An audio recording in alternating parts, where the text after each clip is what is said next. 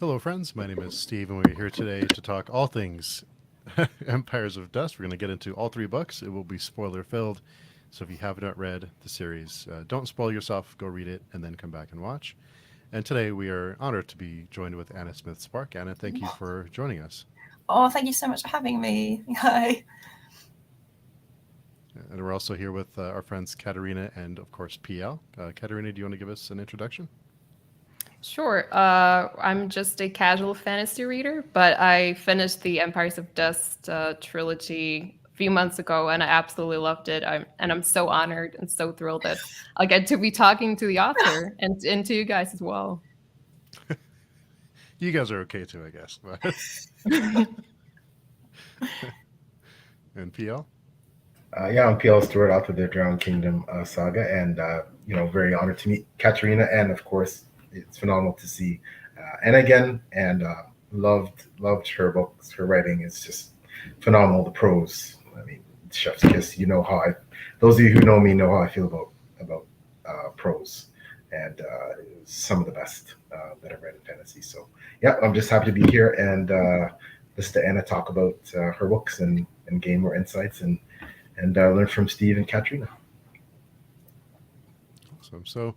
So that's a good segue because Anna, I wanted to ask you about your prose and how you would describe it, or if there's a certain style that you try to write in, or is it just something that comes naturally to you?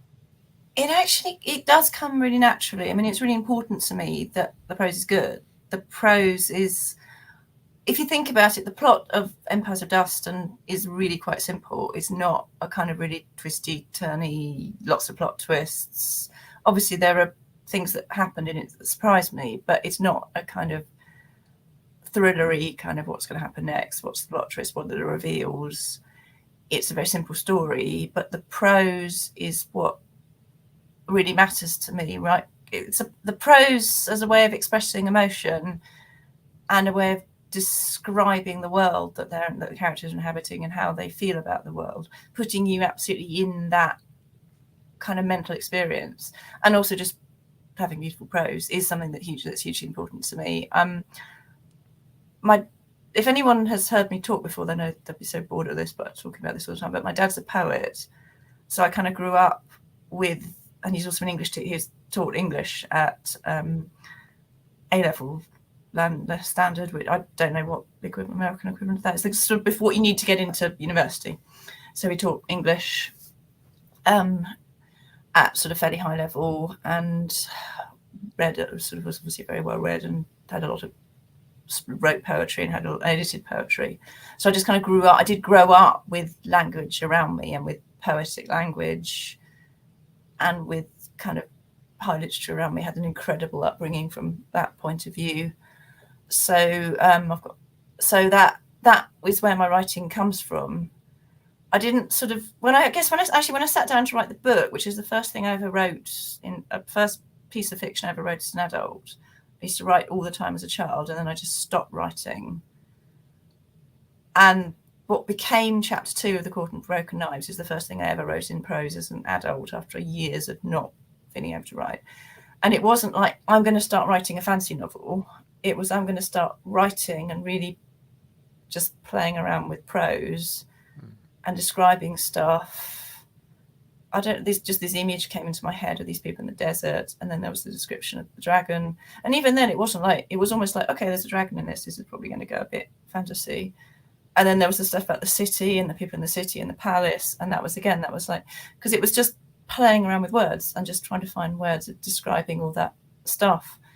So a lot of like the stuff, Marith really kind of emerged to me as a character because I started writing that little scene where he looks where it's raining. There's a little scene where it's dark and he watches the sun come up in the desert, and there's a scene where it starts to rain and he starts thinking about and it's talking about his experience of the rain in the desert. And that was really the whole base of his character, I think, because that was, or I kind of talk about him as if he existed already and the whole of it exists already, and I was just sort of writing it down. But also those scenes, I just wanted to write something incredibly beautiful, as beautiful as I could make it, about this, the memory of, or the kind of things I've seen of footage of plants growing up in the desert after rain, and writing about darkness and the sun rising. And those words were what brought Marith as a sort of fully formed character to me, I think. So it's always about the words first. The prose is the most important thing. The prose is what helps me find everything. And then for me, fantasy is a genre about prose. It should be anyway. People are really rude about fantasy. In fact, there's really awful, some really awful, snobby stuff about fantasy as a genre. But actually, I mean, fantasy is trying to describe things that are beyond any possibility of an everyday human experience. They're trying to describe dragons and these vast, sort of the Lord of the Rings is trying to basically present the rings of power that's on at the moment. It seems basically turning the elves into angels. It's trying to describe stuff that's like gods and dragons and angels and massive cosmic battles. So it really should be about good prose describing all that and really making that real. And that's what I want to do, really. Just use words to make that real in people's minds. Yeah, I mean, for me, definitely the prose was the first thing that stood out to me when I started reading the series. And I guess I never considered myself a fan of prose. It's too lyrical, but I feel like in this series in particular, the descriptions are always, they're not just there to describe things. They're always they're more about evoking like emotions and images and putting you in the locations and in the state of mind of the characters. And it works so well and it's so beautiful. And I fell in love with it. That's kind of important to me. So it's so that was like at the moment I'm rereading a Mary Sutcliffe children's novels. I'm reading them to my son, the Eagle of the Ninth series, and her prose is absolutely beautiful. But then the characters aren't really interacting with the prose. She has these amazingly beautiful descriptions of the British countryside and these really beautiful descriptions of sort of people being out in the dark and they see a light. There's a wonderful bit, someone's lost in the dark and he's just run away from being a slave. And he's lost in the dark and he sees a light and he finds this beautiful little peaceful place where there's a monk who helps him. Or there's the first sort of these beautiful, beautiful descriptions, but the characters don't interact with it. You could just strike through all of those descriptions and you just be left with a really basic really, really basic characters having very, very basic conversations. They never seem to actually inhabit that landscape. You've got the landscape beautifully realised, then you've got the people. And the way that the people are experiencing the landscape and the way that they're feeling about the world and the way it's always about expressing their emotions and trying to put you in their heads rather than just plonking a description of a picture there. And then the characters are just kind of wandering around in it, not noticing it. Because I've read a lot. I've been really influenced by psychogeography as well, which is an immensely pretentious term, which basically means when you walk around somewhere, you're not just, if you go past the house that your grandma lived in and she's now dead, you can't help but remember stuff. Or, you go past the primary school, the first school you went to, and you kind of remember going there when you were really little. You can't help but remember stuff. And psychogeography is basically that. It's a really pretentious word for saying or things that, landscapes that you live in have memories for you, and you also about the history of them from before. You can't be in a place where there was a major battle in the American Civil War, if you're American, for example, and not have some kind of if you know that, as soon as you know that fact, you can't help but have some kind of response to it. That's all psychogeography is. But I wanted to do that, or it's something I've read a lot of stuff, read a lot of what are called psychogeographical novels and writing. So that was just a part of the book as well, that kind of sense of people in the landscape, and the kind of everything is all to do with how they feel rather than just a separate thing to them. Yeah, and I really feel the prose. I mean, one thing that I love about prose in fantasy when it's well done, like Anna's work, is the way also conveys specific themes. And of course, with Anna's series, there's a lot of pain and loss and heartbreak and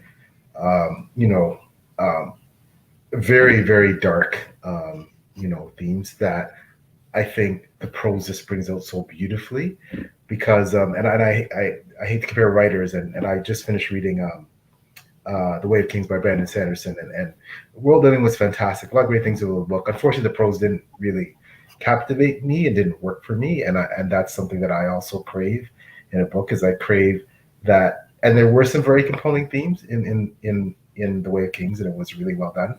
However, it didn't grab me at first because the prose didn't grab me, and I didn't find myself, unlike the way I would in like a book like books like Anna's, going back and those little nuggets and those lines where you just want to reread them for the beauty of it, right? And I didn't.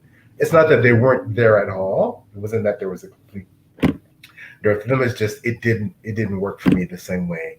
The prose such as I read in Anna's works did, or that I'd read in Tolkien, or that I'd read in a variety of other writers I could name, right? So I think that's really important too, when a writer has messages to put into a book, that prose is really a vehicle to convey those messages in a way that it's going to resonate with the reader for a long time. And I found that's definitely what your prose did for me.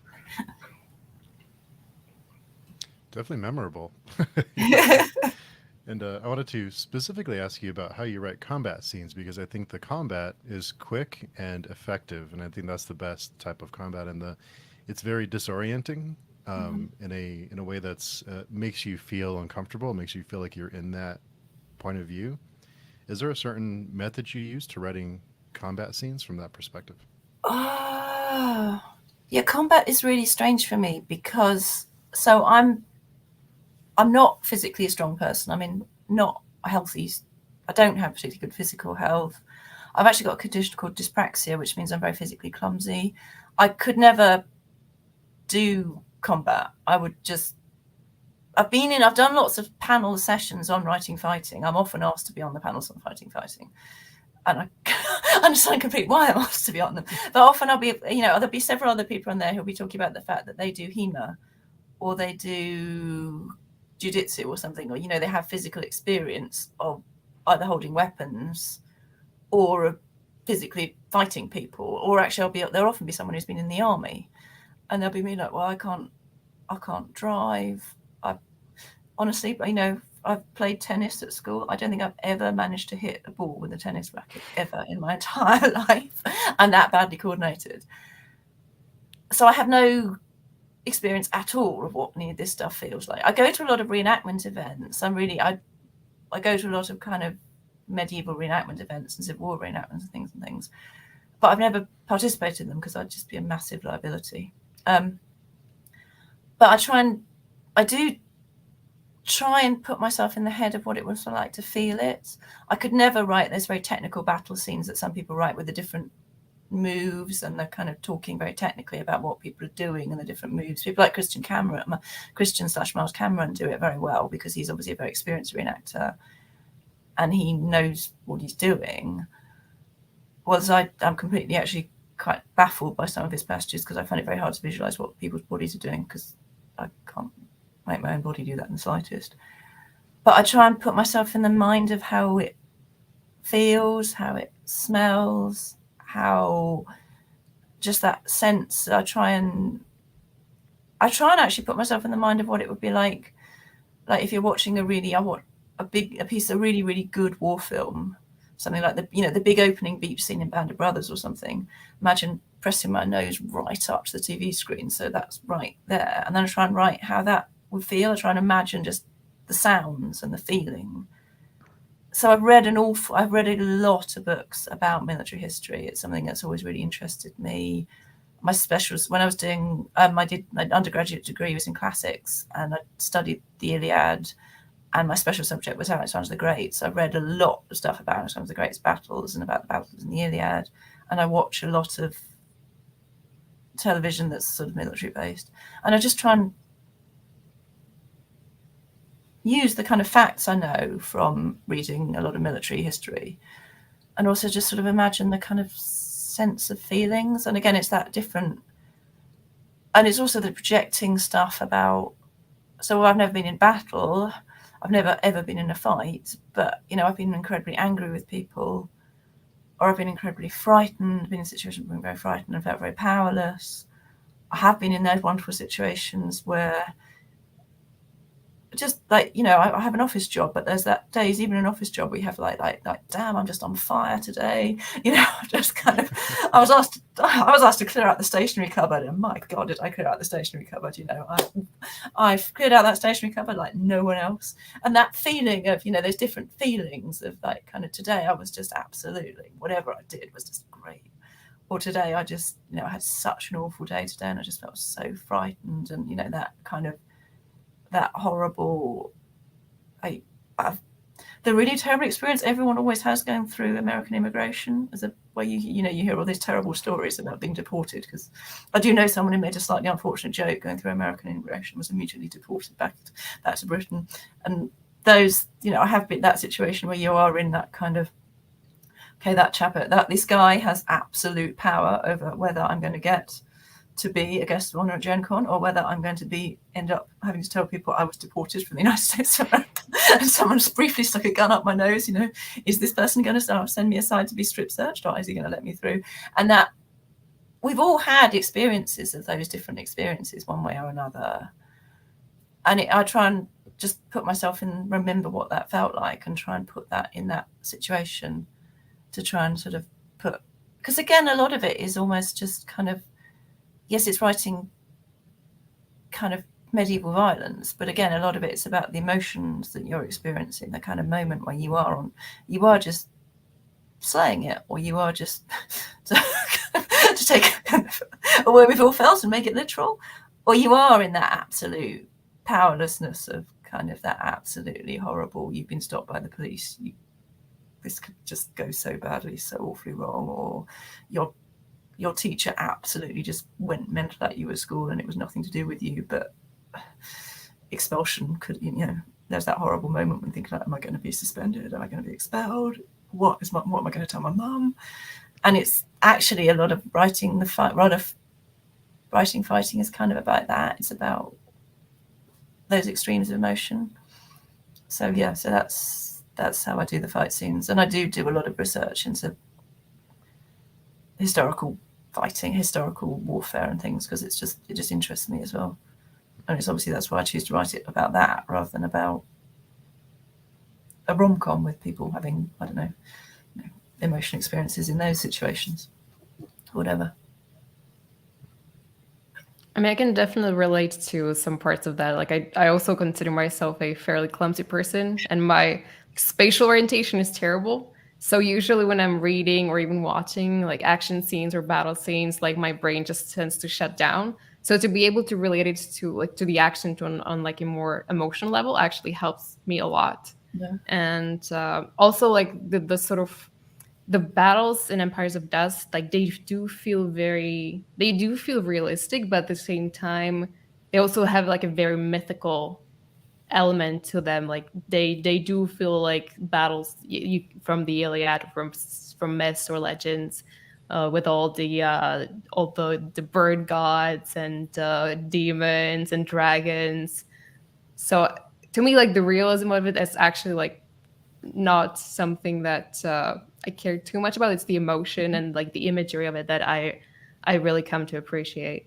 Yeah, I wanted to really get that weirdness as well, that sense of battle being really weird, because I suspect it probably, again, I mean, I've no idea, I've never been in and even people who've been in the modern military, I mean, most people's experience of battle, even if you have been in the military, and even if you were posted in Iraq or somewhere, your experience of battle is not going to be what, you know, two huge armies where you just have a bit of wood with a bit of pointy metal on the end.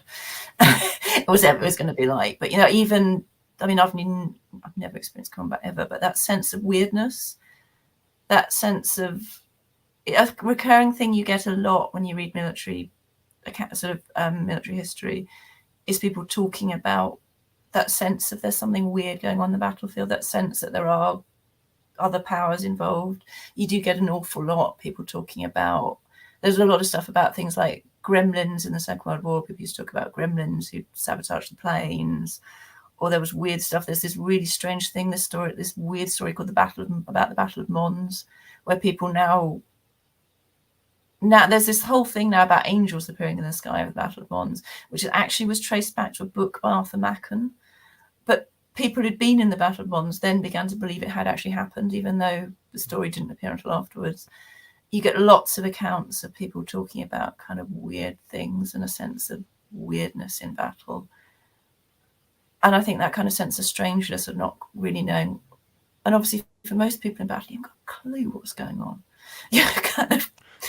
And again, that's something that comes up again and again and again. If you're just a foot soldier, you don't have a clue what's going on. And actually, even with modern radio technology and things, if you're a general, you don't really have a clue what's going on because you've got no idea what your soldiers are actually doing right on the front line, and you're trying to get orders to them, and they're not really the battle plan is immediately going to fall apart because you've got no idea what the enemy's doing.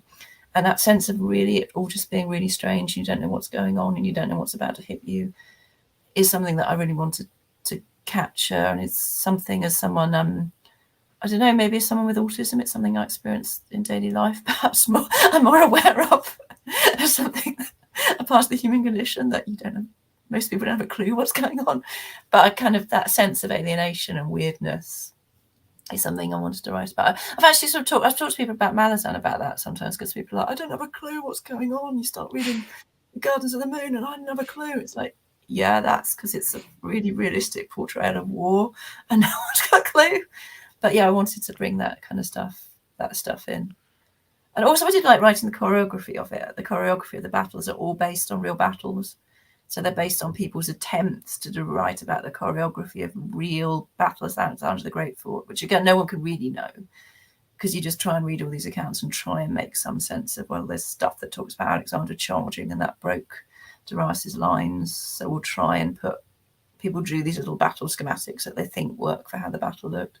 And I do use them. I actually got some of the battle schematics to write the different description, the different stages of the big battles are all actual based on real battles, so I could see them playing out.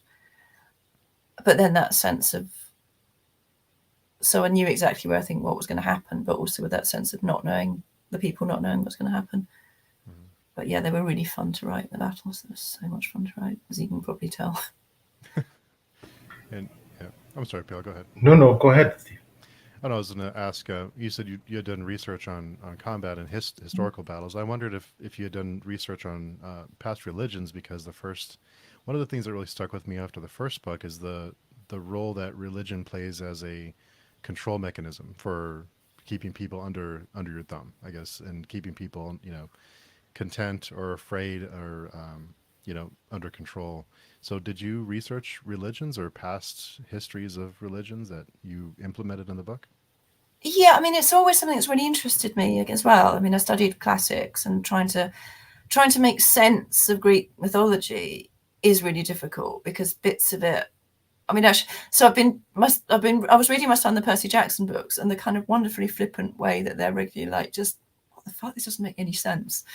That you can completely relate to that, because actually deep down, a lot of classicists spend a lot of time. There's this wonderful thing where a lot of people who are, professors of Greek history will sort of, if you actually say to them, so like Plato, Aristotle, Socrates, some of the greatest minds, supposedly, certainly in European history, possibly in world history, they really believe this stuff about like Zeus, and he was married to his sister, and then he had sex with a woman when he was a swan, and that was where Helen came along.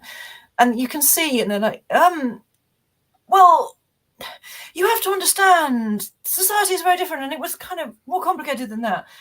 But basically, they have to be like, yeah, Plato kind of believed that there was this dude up on a mountain with a big white beard who threw, and you can see them be like, ooh. But so yeah, that kind of trying to account for what's going on. And it's too simplistic just saying, oh, it's a method of control. Oh, the people know, this is made up. Because it isn't. Religion is absolutely a fundamental to all societies. Western Europe certainly likes to pretend that, unlike you Americans, we've moved way beyond religion, but we haven't. We just talk about it in slightly different ways and try and pretend that we're not religious anymore. But that kind of sense of wanting to imbue some kind of meaning in the world and make some kind of order in the world. What I think a lot of fantasy novelists make the mistake of trying to codify things too much. they kind of assume that because academics, particularly Victorian academics, would put some kind of, okay, so Zeus was the god of this, and then in Viking culture, Odin was the god of this, and they can see that they're kind of similar, and they're trying to codify stuff in a way that they're kind of trying to reverse world build to mean everything makes sense, and religion doesn't make sense. But religion is so hugely important, and people really do believe it.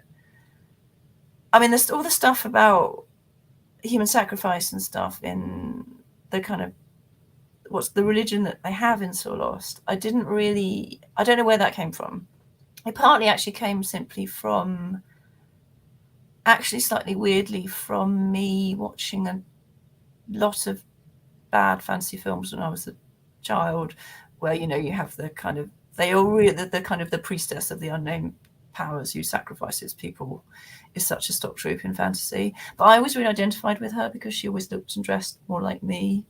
That kind of classic, really, really stereotype, really, really, really racist fantasy thing where you have the blonde goody and you have the kind of racially more complicated wearing black, usually with big black hair and very red lips, priestess who goes off and sacrifices people to the nameless gods and blah. I was identified with her, but because I was always identifying her, it wasn't actually like, oh, I must be a really bad person. It was like, well, she's clearly a really nice person. She just her religion's just, she sacrifices these people, kind of like, she's obviously really nice. That's her job, right? Kind of, and that's just, to her it's normal. And I kind of wanted to write about that to her, it is normal, and to this culture, it is normal. And in fact, of course, for a lot of world history, in a lot of places, it was normal. And there's almost a kind of, it's very problematic when people start saying, as soon as people start talking about all these human sacrifice as something terrible, and people inevitably start getting this kind of really problematic stuff they start talking about the Aztecs. You can see them be like, oh shit, I've just done something racist because I've just suggested there's something wrong with the Aztecs. But then I'm going to try and make this better and worse at the same time by suggesting that there was nothing wrong with the Aztecs, but at the same time, obviously, we wouldn't do that now. And you're like, well, people have done this. It was just, no one questioned it. And actually, that kind of notion of life and death and sacrificing people to keep the community going is kind of, it's actually in a way that, most communities who are in a fairly subsistence-based society where you are a couple of harvests, you're at best 2 harvests away from mass starvation, that kind of notion of life and death and people sacrificing themselves to the community, or grabbing someone and scapegoating them and sacrificing them to the community, is a thing that is incredibly raw and real. And it's quite difficult for us to think now about how incredibly at the mercy of things you don't understand most societies throughout history have always been. It takes one massive hurricane, or it takes Russia going to invading Ukraine or whatever, to make us suddenly realize how weak and defenseless our lives are against stuff as a society. And so the religion of So Lost was very organic. I mean, there's a bit at the beginning in Empires of Dust. There's a bit in, of course, The Broken Knives where Orhan thinks about how when he was a child, he always felt that, the greatest thing you could possibly do was volunteer to be sacrificed. And obviously in a culture in which people are sacrificed because that's what keeps your society going, that is the greatest thing you can do, is to volunteer to be sacrificed. And then he talks about how, and he say this with this really proud, when I grow up, I'm going to let myself I'm going to be sacrificed, and my death will make our city stronger and better. And his parents are desperately like, no, well, kind of, that's wonderful, darling, and they can't say, but not you. But of course, that's what all of us would say. That's wonderful, darling, but not you. And it was just trying to kind of talk quite, and then absolutely, what looking back was actually possibly the darkest bit I wrote in the whole trilogy in some ways. The Wind So Lost, when they have the plague and they end up they're demanding that people are killed every night, and they're demanding more and more blood because they're absolutely terrified and their society is collapsing and there's just mass death on the streets. And again, that's so common, that response where you push people and they don't behave rationally, they become more extreme. And I mean, God, we've seen it politically in both England and in America, that kind of, actually when things start going bad, people don't come back. They get more and more and more entrenched. They absolutely double down, and they double down again. And the solutions that people are proposing aren't, in fact, well, what we need right now is a centralist technocrat who's just going to, calm everything down, sort out stuff like potholes in the roads and energy bills, and we can all just chill. It actually gets more and more entrenched and going more and more extreme positions. So that kind of death spiral of a society is historically documented and seemed just completely horrifyingly real to me. And I do kind of look back at those chapters and think, where the hell did some of that come from? Because that was just me. It was kind of, in a way, it's got no relevance to the main story, but it actually encapsulates the whole novel, about the whole series, with people just kind of doubling down, and you're not able to get out of it. And that sense of trying to make sense of the world by making the world more and more unpleasant, and the notion that God is hungry and is devouring, and that death, and Steve Erickson writes about this a lot, that kind of these kind of gods that are devouring people and that they're demanding your annihilation. I mean, partly I guess it's people like me and him who've been lucky enough to grow up in a very irreligious society responding to that kind of sense of an awareness that even if a religion isn't making that kind of absolute blood demand, a lot of religions are making that kind of, that notion that's very problematic to people in modern kind of Western culture, about the abnegation of the self, and that notion that if you've been brought up to have a very sense of, the individual self and your own individual achievement, the notion of becoming kind of a monk or a hermit, or that kind of notion of becoming a religious recluse, or becoming losing your individual identity to become a servant of God, is just chilling anyway. And then taking that to its extreme as well. But yeah, the religion was very organic. I didn't think about it. I didn't write it. I always worry there isn't enough religion in the books. In fact, certainly when I read people like Erickson and Baker, I'm like, I didn't develop it enough. I didn't kind of make sense of it enough. But then you go from that to the people in places like the White House. So Marith doesn't have a religion. He talks about the gods in this kind of vague, the same way that I swear all the time. You're saying God, and I'm a complete atheist, but I just use God as a swear word because we all do. But Marith kind of lives in a world like that. But then he lives in a world that's just kind of haunted by memories and by kind of fears, and by this kind of there's his a much more numinous world than Orhan. So Orhan lives in a city where you have a temple, and you have a very strictly ordered religion. You have a priestess, and you kind of understand it. And it's a horrible, it's a very, very demanding, oppressive religion. But it's only there when he's in the temple. It's not in the God is there in the temple, but it's not the city doesn't, there's not a sense that the city is kind of God haunted. Whereas Marith's world there's no God. He doesn't have a theology. He doesn't talk about worshipping. He doesn't talk about prayer. He doesn't think about the gods in that way. But he lives in a world where there's kind of numinousness in the landscape, where the landscape around him is kind of haunted and almost alive. And that was quite important. That I didn't think about it, plan it, but that contrast between Orhan having a much more kind of modern, organized religious sense of the world, and Marith having a very kind of, just the world itself is somehow alive, was something that was the world, the kind of, like the mountains are alive, the marshes are alive, the sea is alive, and it's just kind of, but he can't really articulate it. And then Tobias is just complete cynic about everything. they were kind of different voices that I didn't plan, but were obviously sort of written like that to have these different perspectives on the whole thing.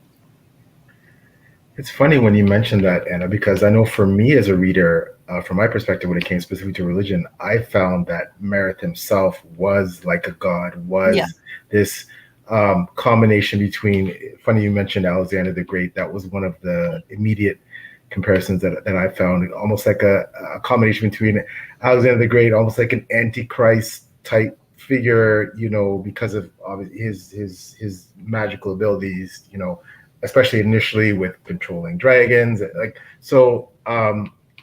I found that for me, the religious aspect specifically with Merith was his belief in his own abilities and his bloodline and his destiny, and that he was like a godlike figure, in terms of the religious aspect with him.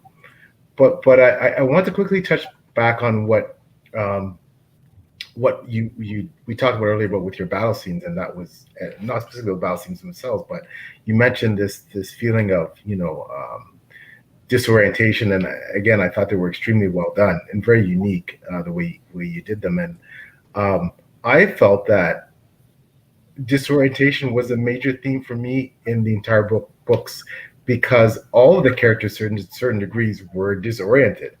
They were always not really quite understanding perhaps how they got where they were going, in some cases, not all cases, and how the world around them was going to evolve in the near future, because everything seemed just so chaotic all the time, right? And even though in some ways they had this you could see almost these preordained paths, like and especially when I consider someone like Merith, like although exiled and cast aside, he felt that he was still going to rise above that in the end, and rule, right, and lead. So I think that, but still feeling disoriented about everything else in his world, right? And I think that's feeling, I had this sense of being disoriented, and that the characters were disoriented, and that everybody was unsure about where things were going. While it was a really unique contradiction. They seemed so unsure about things and yet so sure about things, like in terms of their destinies and the world around them. It was really, Orhan, he has this plan. He's going to right the wrongs and stop the rod and do all these things, but yet he's so worried about his family being burned, everything he knows being destroyed, and it just I just felt I felt the characters were in this state of constant disorientation. Like Thalia, her destiny is, she knows either one, two things are going to happen. She's going to live and die as the high priestess, and then hope in her mind, when she dies, hopefully someone else is identified as high priestess, or her successor will kill her at some point during her life. And so in some ways things are very laid out, but yet still very disorienting, because obviously the things that she does, the sacrifices she has to make, the human sacrifice I'm talking about, like, it's disorienting, and it's causing her all this angst, and that's what causes her to flee the situation. So I read the books with the sense of everything's very chaotic for the characters, right? So yeah, no, that was, I guess that's partly from my own constant questioning of things. I'm kind of, a lot of Orhan, in fact, comes from, I'm a civil servant, I work for the UK central government, and that sense of terror about how no government has a clue what it's doing. And that kind of, I've had arguments with people who've talked about, people who talk about kind of the great plan that the deep American state has for the world. And they talk about, the whole plan that all that conspiracy stuff about, the Americans have had plans for how they're going to, they know exactly what they're doing in the Middle East, and your government, And that's actually worse. It would make me feel so much happier if Washington, all of what's going on, the complete clusterfuck that is the Middle East, if Washington actually had a long-term plan, even if that long-term plan was, the mass, all the wars that are breaking out there, all the instability there, if they had someone in Washington has some plan for all that stuff, that would kind of make me feel a lot better. But there is no plan. I'm really quite certain of that, having worked in government myself, so UK government, even at a really junior level, no one has a clue what they're doing. And it's really, and that the terror of, on the one hand, people who maybe think they're absolutely right. I mean, it's kind of quite terrifying, that notion that, did people, when the second Iraq war happened and there seemed to be that idea it would all be fine, and so everyone like, oh yeah, no, we'll just sort it, we'll just, the sheer terror you feel that maybe people actually did believe that their plan would work, and yet the yawning also terror that they were just like, well, I haven't a clue. You read some really frightening stuff, like just a little stuff about things like if you read stuff about what was going on in the control room at Chernobyl leading up to Chernobyl blowing off, where people that there's various debates about whether they thought they knew exactly what they were doing and it went wrong, or whether they were just standing there like, I don't know, just well, maybe if we just press this button, it'll be all right. Oh shit, it's not all right. Like, well, you press the other button, and that kind of fear, and that. So Orhan is really kind of writing that. He has that kind of political sense of the politicians who have a plan, but at the same time, there's a voice in the back of their head like, yeah, you think it's not just going to end up as bad as everyone else's plan has always ended up. But that sense of disorientation, it's also, so Marith, I mean, it's really interesting you're saying about Marith as Alexander the Great, because that was, so Achilles and Alexander the Great are two people I've read about since I was a child. They're two figures who've absolutely obsessed me. And yet both of them, they're actually kind of, I mean, Achilles, the whole point of the Iliad is this thing happens that he did not expect to happen, that is catastrophic. There's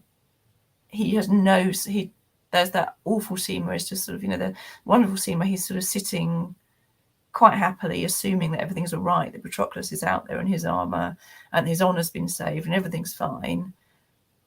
And then he's come and he's given this message that he can't even begin to understand, that because of him, the person he loves most in the world is dead. And that sort of that flip, that total disorientation, and the way you can see, because the story, you can see the whole thing building up to this point, and you desperately want to like, no, don't, just leave it. This woman isn't worth it. Don't make this fuss right now, because this is what's going to happen. No, this is worth it. And of course he can't see it. And then Alexander's really interesting because there's a lot of stuff about, for one, the kind of notion of Alexander's somehow having this sense of himself as having a destiny, that somehow he will. A lot of the historical novels about Alexander, just the assumption is always that he knows exactly what he's doing, or he just has this absolute confidence. There's this famous story that he supposedly slept in late the morning of, I can't remember which battle it is now, I can't remember whether it's Gargamel or Erissus, but he sleeps in late because he's just so confident that everything will be fine. He just has a really nice night's sleep and has to be woken up the next morning from this lovely restful sleep, which is always, I mean, it's just absolutely chilling, the thought that, you've got tens of thousands of people's lives in your hands, and you're just having this nice sleep without any sense of anxiety about what could happen. But he's always presented as this kind of figure who's always known somehow. And of course the stories, because of the way Greek history worked, talking about omens and things, lots of stuff is made up to show that he always knew and that everyone around him had always known. So Marith's kind of writing that from this kind of, is he a god? Is all this preordained? Has he convinced other people? Has he convinced himself it's preordained? Are other people convinced it's preordained and so have kind of taken him along with him? He's been brought up. There's little bits where I sort of hint at his parents, and there's obviously some stuff that I don't really go into, but there's obviously stuff in his childhood where people respond to him in a complicated way. There's little hints about how his father and his stepmother respond to him, and see him, that he's different, or there's something about him.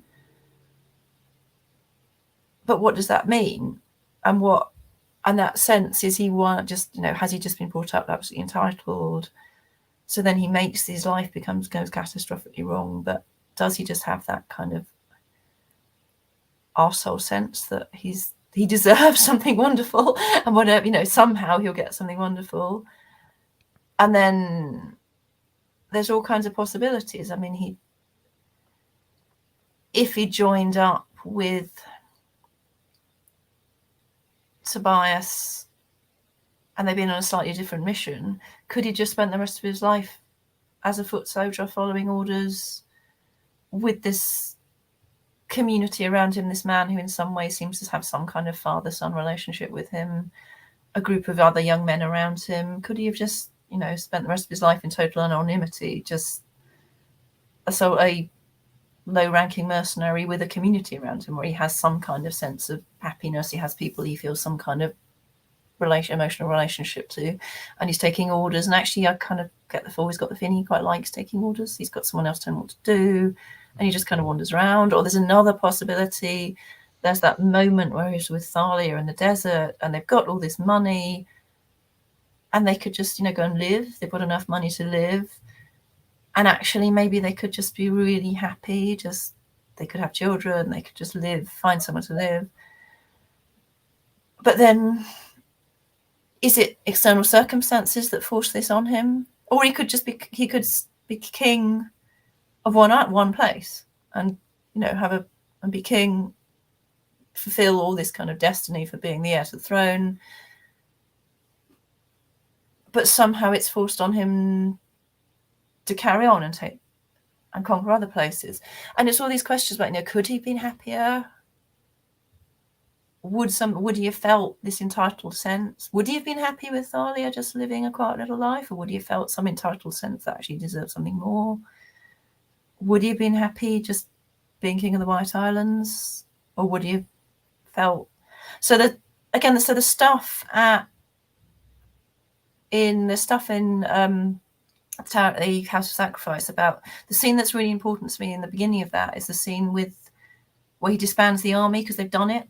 They've conquered, they've captured his ancient kingdom. They've avenged all the wrongs that were done on his ancestors. He's going to disband the army, and this actually happens to Alexander. He disbands the army when the opposite happens to Alexander. Alexander wanted to go on.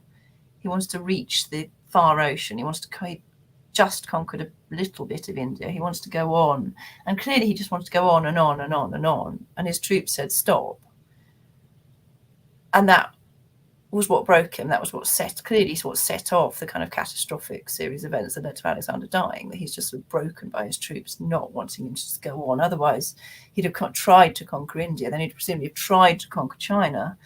Then he'd presumably have discovered he could take a ship and try and conquer Japan. And then, presumably he'd have like, well, we'll make some really big ships. Tried to kind of conquer somewhere else. Gone the other way, tried to conquer Rome, tried to conquer Western Europe, tried to conquer Africa, and that. But Mareth, there's a scene because originally it was just this kind of inevitable sense of, why does he want to conquer the world? Well, because he does, because that's what they do. That's what world conquerors do. They always just want to conquer the next place. But actually, that kind of sense where he disbands the army. They've done what he's asked them to do. They've done the kind of me doing a bit of a kind of nasty flip of. If Mareth is kind of an anti-Aragorn, they've kind of, they've taken back, they've kind of taken back, he's king in Minas Tirith, kind of, it's, hey, we're all done, which was also a riff on that, it was riffing on that deliberately. He is reclaiming his ancient birthright from which his rightful line has been driven out, which is very unproblematic, presented in a lot of fantasy. So yeah, we end the Tower of Living and Down with him in what is actually based quite closely on a description of Minas Tirith. And he's been crowned king of Minas Tirith, and it's all wonderful, everything is fulfilled.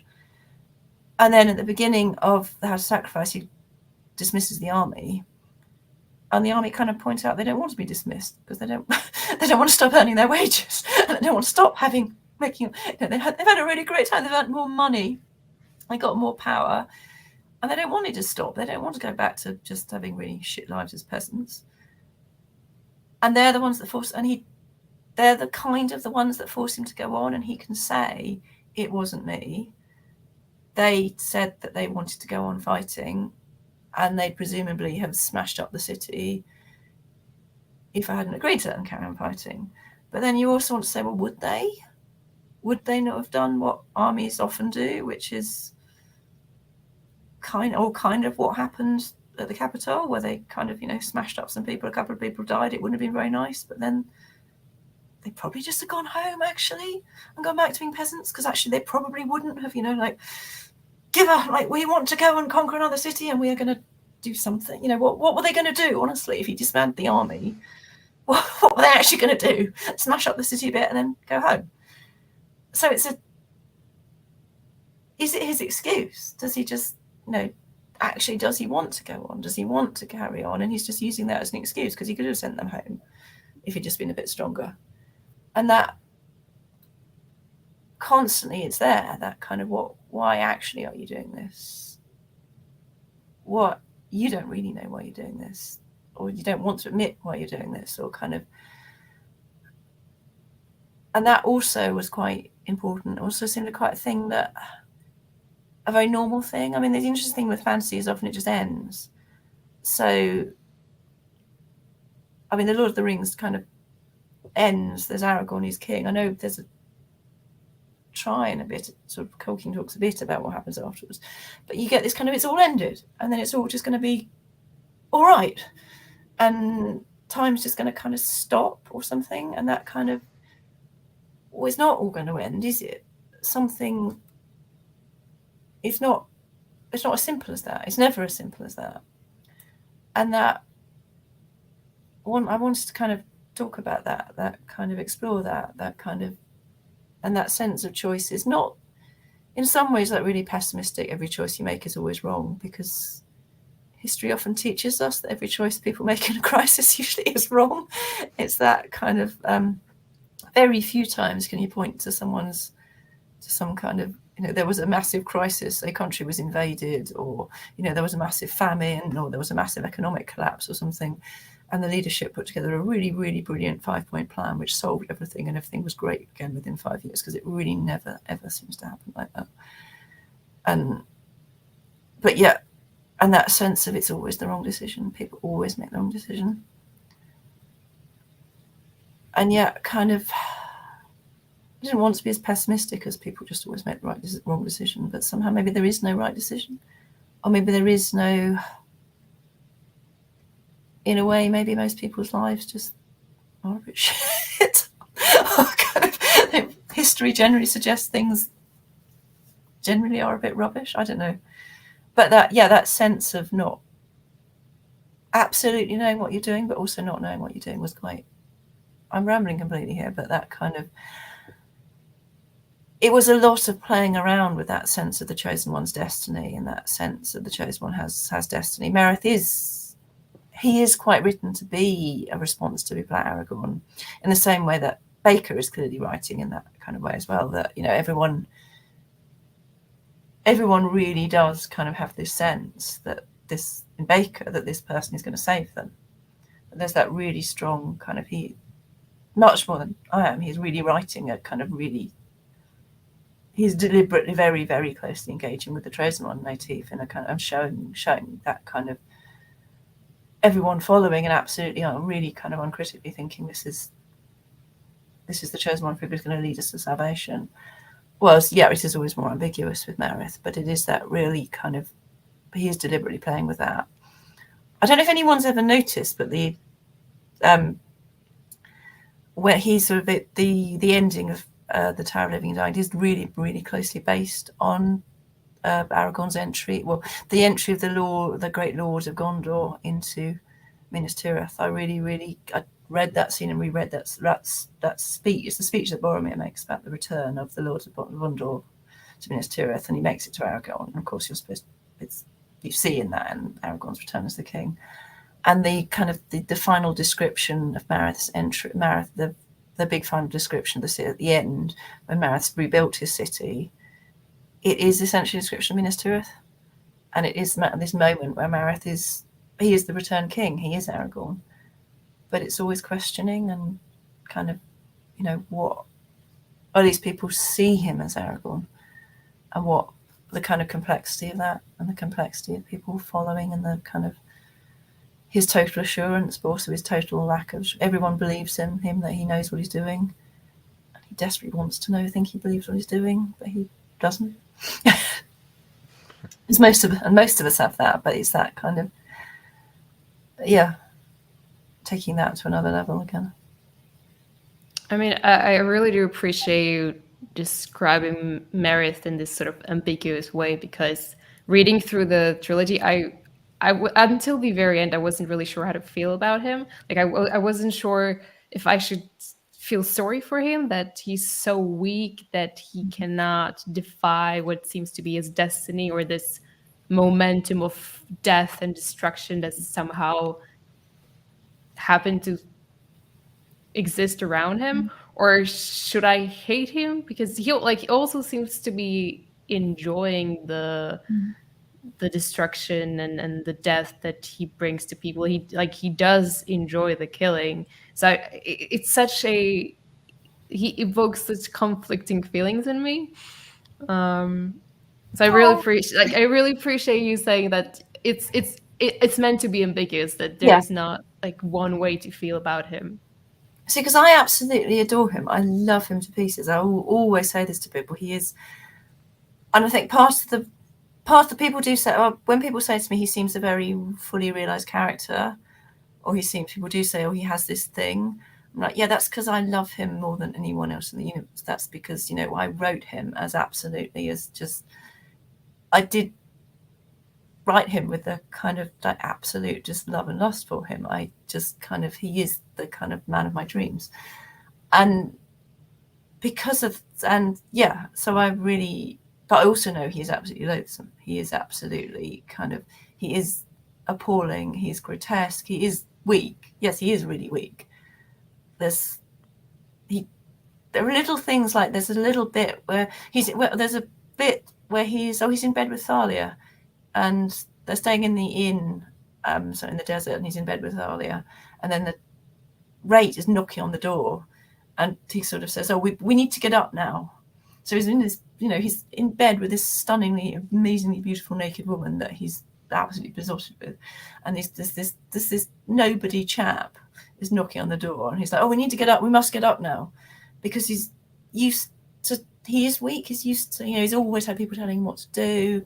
And actually, a lot of the reason Prince Harry left the royal family is because he's got fed up with spending his whole life being told what to do. Because actually, most people, he's got all this. His whole life has been other people telling him what to do and controlling him, and he is really weak. And you get the feeling often he's going along with stuff, and also trying to go one better. He is often like the kind of like the bully's mate, who then is even worse to kind of try and get the bully's favour. And he is, and he does, but also I suspect he enjoys killing, because most people probably do. He's very good at it.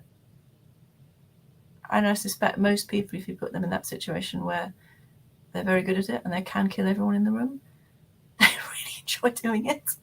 Because that ultimate power, that kind of, most people want power and enjoy exerting power, and a lot of people enjoy exerting power in very cruel ways. And I suspect that enjoyment of being able to order, being on the on the one hand, being in a room and knowing you can probably kill everyone else in the room, is an intense enjoyable experience. But also that more distance experience of knowing you can give the order and they will, your soldiers will annihilate the city, is an intense enjoyable experience, because it is more power than most of us can ever begin to imagine. And it is it is just ultimate power, and it probably is intense and enjoyable, and it probably would take quite a strong will to be in that position and to say, no, I don't want to do that. but yeah, there's that kind of sense of him, and also that sense of him as being vulnerable, that he's lashing out. He is still a child. People talk, Tobias certainly talks quite a lot about how young he is, and that he is a kind of child lashing out to try and get someone to say it's all right, or say he can stop, or say he's a good person, or say he's, or say, oh, you're so wonderful. And that's kind of what he wants. I mean, there's all kinds of stuff I could probably, he's drawn from a really personal place in me, I think, and the really negative parts of me. And yeah, there's all kinds of layers of him being deeply unhappy and really pitiable, but also just grotesque and just kind of absolutely monstrous. And his ending was really difficult for me because I didn't want him to die. My mum's never forgiven me that I kill him. She was convinced right up until the last pages that somehow he and Thalia would go away, and somehow they'd make it all work, and they'd be happy somehow, and they'd somehow ride off into the sunset together. And I really, really, really wanted that to happen. I really, really wanted them to just be able to go away together and live together quietly somewhere. But in the end, I just couldn't do it because he couldn't do that. He couldn't have just gone away, even though it's all he says again and again and again and again. And I think I believe him that it's all he wants. But he can't at the same time. And that, you do feel really sad for him that he can't get that. It's like, it's kind of actually like, I remember seeing something about Trump, and he was standing there, and you're like, man, supposedly you've got more money than most people on this planet have ever had. You've got a fucking, you've got a gold lift. You've got a room that's like, you've got this like massive gold house with a gold lift. You've got a wife who is frankly one of the most stunningly beautiful women in the entire planet. You've got really, really attractive children, all of whom seem to be in really good health. What are you so fucking unhappy about? Why are you acting as this petulant, oh, I want more. You've got, you've got the hottest wife in the world, really healthy family, and loads of cash, just what more is there in life? What can you want? And yet somehow that's not enough. And that really, this is actually really pitiable, that kind of, why can't you just see how incredibly lucky you are and stop whining? And that, but it is really sad as well, that kind of sense of I wanted him to be pitiable, or at least I didn't consciously want him to be pitiable, but yeah, he is pitiable. Yeah, I wouldn't have thought I would hear you comparing Mary to Donald Trump, but I guess no. I mean, so I do kind of see him in some ways like that, because it is that kind of like, what do you want? I mean, you could be standing there, like, intergalactic ruler of the entire universe, with everybody, like, we are not worthy, and you still wouldn't be enough somehow. Like, and that is just so. I really feel sorry for Donald Trump in some ways, because it's like, what would ever take it for you to feel one moment of happiness about anything? And that's really sad that you can't, you're never going to feel happiness about anything. But actually, I mean, Thalia's big speech at the beginning of The House of Sacrifice is based on me thinking really closely about, it's actually based on me thinking about Melania Trump, and also about Grace Mugabe's second wife. But it's kind of, I sort of jokingly refer to Thalia a bit as my defense of Melania Trump, because there was some really interesting stuff about there was all that stuff about Melania, blink if you need help and things. It's like, why does she need help? She's married to this really rich guy. I mean, there's me. I've got this really crappy, I have to get up really early in the morning to commute into this really boring job, and I've got to juggle childcare, and I've got to juggle, managing to pay the mortgage and the bills, and like, my pet children, like, what's for dinner, and can we do this, can we do that, and she doesn't have any of that. What do you mean, blink if you need help, Malaria? She's got an amazing life. Like, okay, she's married to Donald Trump, but what she gets is vast piles of cash and red carpets and designer dresses and no stress. It's that kind of but then, and there was also comparing that to a woman called Grace Mugabe, who is the second wife of Robert Mugabe, who was similarly a kind of very beautiful young woman who was his trophy wife. But there was some very explicit, no one said, blink if you need help, Grace. It was very much, it was all her fault that Robert Mugabe became what he was towards the end of his life. If he was a monster, it was partly because he was married to this young woman who just wanted to take all Zimbabwe's money and spend it going shopping. And, he went from being this great political figure who had all this kind of, he went from being this important figure in terms of kind of African liberation and African and independence and African colonial states to being this kind of, presumably his wife was just kind of like, telling him to go and rip money out of the treasury because she wants to go shopping, was basically the narrative. And the sheer level of racism where Melania Trump was being treated as this kind of, clearly she's this abused wife. Clearly, she's trapped. She obviously didn't know. On one hand, you're like, well, as if somehow she didn't know what she was doing, that somehow, she was so trapped in this marriage. Compared to Grace Mugabe, who was just being vilified as this kind of monstrous, just using her beauty to wrap this older man around her finger and so she could destroy this country for her own financial gain. It was so obvious a comparison. But also that kind of wanting to thinking about both of them as just people, young women who made possibly choices they might regret. But on the other hand, if you said to a lot of women, would you like to marry, would you put up with being married to Donald Trump to make the stress of your life go away? I think a lot of people would probably say, yeah, actually. Kind of, that kind of. So I wanted to make her have that speech about, well, I chose this, and actually I'm really happy like this, and I'm not a victim. It's not just, and again, people kind of saying, oh, she's mooning about him, she's the conventional love interest, just mooning away over Marith just because he's good looking. Like, yeah, she does talk very frankly about the fact he's stunningly good looking, and she really enjoys that. But there are really logical reasons why she might have chosen that and that life, and she's talking about them.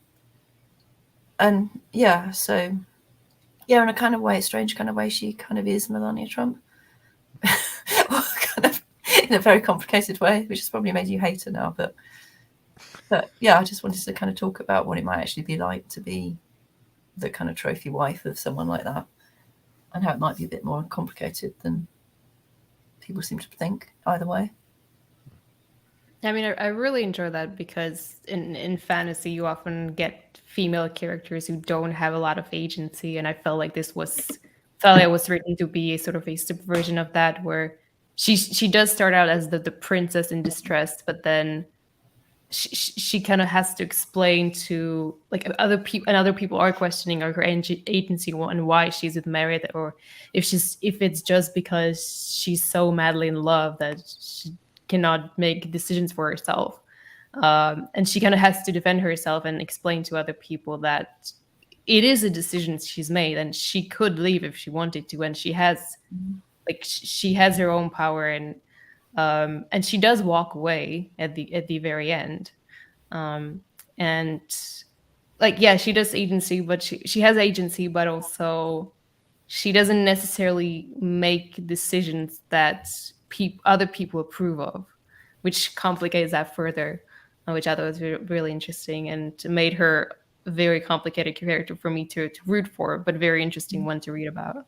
Yeah, so she does start off as the traditional love interest, simply because I've read most of the novels I read most of are probably very traditional and epic fantasy, or kind of either sort of swords and sorcery fantasy or kind of swords and sandals historical stuff, where the women do have very little agency. The woman is usually the love interest.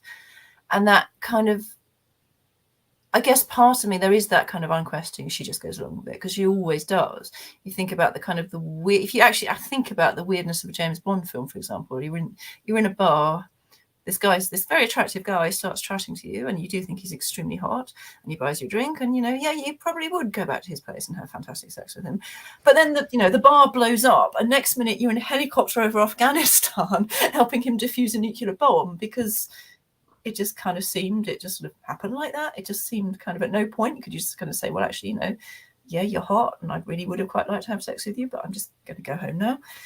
And that kind of love interest story where she doesn't somehow, it's just no one ever questions the kind of, why didn't you just leave, was part of her story. And it was partly just because it never is questioned. So she just started, she did, I suppose, to start being with them because it being sort of joining Marith and Tobias, because that's what the woman in those kind of novels always does. But yeah, it was that kind of, yeah, why is she doing this? What's going on? They kind of, I actually read a lot of the other kind of books I read a lot of are actually the sort of people like Philippa Gregory, the kind of women in a man's world court novels, which I love. And I think Philippa Gregory's stuff about Anne Boleyn is way better than Hilary Mantel, because she actually talks about women having agency, not in terms of, she's not doing the kind of, I'm going to give you the one masculine woman in a male world sort of. So in things like Game of Thrones, you have Brienne of Tarth as the one woman who's going to go around being a man. Philippa Gregory isn't about that. She's about, these are women who are trained to be, all they're ever going to be is a wife or a mistress. They are just the love interest. But what are they doing? What do they feel? What's going on with them? They don't have agency in the way the men around them do, but they're real living autonomous people. They're not actually just, there's reasons why they're doing this stuff. Even if the reasons are things like, well, because my father told me to do it, or, because something bad will happen to me if I don't. There's still, there's stuff going on. They are living people. And I wanted to kind of really talk about that with Thalia, that, yeah, she is the very conventional love interest, but she's also talking about it in her own terms. And in fact, if you look really closely, she never says she loves Marith. She talks a lot about the fact she desires him and that he's extremely good looking. And there's a lot of stuff she talks about how she gets a lot of pleasure from him. But she never actually says she loves him. There's one little bit where Marith says that Marith has a scene where he remembers the fact she told him she loves him when they're having sex. And that's actually written just after. So there's a little scene where just after Marith has first really shown what he is. So it's somewhere in the Tower of Living and Dying. He's just destroyed the whole of the Iffish army, and he's just killed all his family, killed all the Ross members of his family, and he's just actually let loose this first kind of total act of destruction. And that's the one time. So he remembers the first night that they then have together, after Marith has actually just ordered the annihilation of a city for the first time, and he remembers Thalia saying that she loves him while they're having sex. And that, as I wanted that to be, for me, that's her saying she loves him because she's at that point, well, that's the only thing she can do. What's she going to do? Say, oh, my bad. You told me you'd destroy this, you told me you'd lay out all the wealth of this kingdom at my feet. You told me you'd make me queen of this kingdom. You've slaughtered everybody here. You've done all these terrible things. And now kind of like, actually, whoops, I think I might just leave now. I mean, she can't do that. I was sort of, because, she can't walk away at that point. She's, that she's invested so much, and all she can do is say she loves it, say to him, I love you. Because what else is she going to do? Say, actually, I've realised you're not a very nice person, and I'm just going to leave now and just pretend this stuff never happened. Just kind of, just go and live quietly somewhere and pretend none of that ever happened, basically, because you did it for me, kind of, or you say you did it for me. But other than that, she never actually says to hear. She never actually says in her own point of view that she loves him. And that is really important to me, that she never says. He says he loves her all the time. He talks about her obsessively all the time. He does. I do worry that people, I did worry quite a lot that people would say I'm exoticizing her as black, because he exoticizes her and fetishizes her. He does, she is. I didn't mean that for me, I meant that for him. He does see her as this kind of he invests a lot in her. He loves her in a really strange, like creepy way, I think. They don't have kind of a happy marriage in the same way that my parents have a happy marriage, certainly.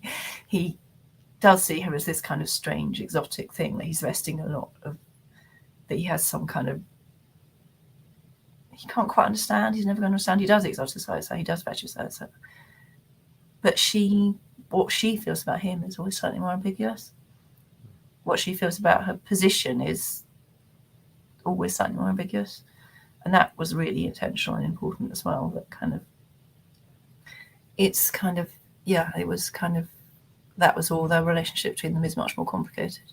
And actually who is manipulating who inside at some points is slightly unclear, and who kind of, some people have said, oh, she's just kind of, she's, he's this terrible, monstrous person, so presumably she can't leave him because he'll kill her or something. But actually, she's the one who nearly tries to kill him. It's all kind of what actually is going on in that relationship, and who is afraid of who is more complicated, the kind of, and more difficult than kind of, and it was written to be like that. I think I thought about them all the time. They were living with me, those two, more than the four central characters lived in my life more than my own family, I think, when I was writing the books. Yeah, this was the first book where I really had to, in a good way, all the characters totally compelling in a way, but I really had to look for somebody to do something really good. Like I really had to strain. Like I remember there's a part in it was A Court of Broken Knives, where it was the representative, it was the king's representative in the temple, and the new high priestess, the fake new high priestess that's put in there, and he's saying, listen, she's a child, you can't expect her to just sacrifice to kill people so easily. And Oren's like, well, she's got to do it. That's her role. Like she's got, and the representative keeps saying, she's a child, right? You can't expect a child of that age to do this, right? And I remember that was the first time in the book so far, I was like, someone categorically came out and said something that was good, right? On the side of good, because everything else was wrapped up in so much convoluted, whether it was Tobias caring for his men or whatever, everything had like an ulterior motive, or was somewhat like there was hard to find any altruism whatsoever in what people were doing. And I remember thinking, like, this is the first time I've read four main characters that, for the most part, and I put this in my review, if they all died, the world would probably be better off if they all just, with the things that they've done and the horrific, it's probably for the better. And but at the same time, all of them were absolutely compelling and extremely well drawn. And I'm not crazy, like that was phenomenal. But yeah, it was the first time I actually had to look for, is there anyone in this book that is doing something for purely, pure, motives that, and I couldn't, I was hard pressed to find. So if the guy had said, you just can't do this, she's a child, she can't do this, then that would have been good. That, if the little functionary had stepped in and said, you cannot expect a child at this age to do this thing, I'm just going to stop it. But then the whole social structure collapses. Exactly. So actually, I remember being in a really interesting discussion. Actually, it was about the Le Guin story about, I can't remember, it's those who walked away from it, and I cannot for the life of me remember the name of the city. There's the city that they discover, the whole city, there's this perfect city, but the city is run on the pain and suffering of one child. So there's this perfect city where everyone's living this wonderful life, but at the heart of it, there's a child who is somehow being sort of tortured and in pain, and that's what keeps the city running perfectly. And the moral, and there's sort of some people stay and others go. And there's this whole debate about and there's this whole, people attempting to find a moral sort of high ground for well, obviously the ones who leave are better off, even though they're going out into this world and they're going to have to suffer. And, it's going to be, they're leaving Eden and they're going to suffer and it's going to be terrible. But you're like, well, that's the point, isn't it? It's not, what they're doing might be morally good, but they're children, and those are still going to have, they're going to have to suffer now. Or it's a bit like then the trolley problem, the thing about there's a train that you can see a train going down the track, and the train's going to hit a bunch of children, but you can pull a lever to move it onto another track, and if you move it onto another track, it will only kill one child. So what do you do? There's all this ethical attempts to kind of balance, well, does the sufferer, does it, well, it's better. But the whole point is there's no good solution. In in those scenarios, there is no good solution. Or they're kind of massive, so that there's all this sort of story, things like, like this, whether or not to drop the nuclear bomb on Hiroshima and Nagasaki, and that constant argument about, well, they didn't need to do it, but if they hadn't done it, then possibly the Japanese would have carried on fighting for longer, so more people would have died, more Americans and Japanese would have died. Or there's a whole lot of stuff about, I don't know enough to know whether it's actually true or not, but there's this constant thing that's often replayed about how people in Britain, Churchill knew, the British High Command knew about what was going on in the concentration camps, but if they bombed the concentration camps, then the Germans would have known they'd broken some of their codes, so they couldn't do that. And this whole and you get these people kind of saying, well, what is the best solution?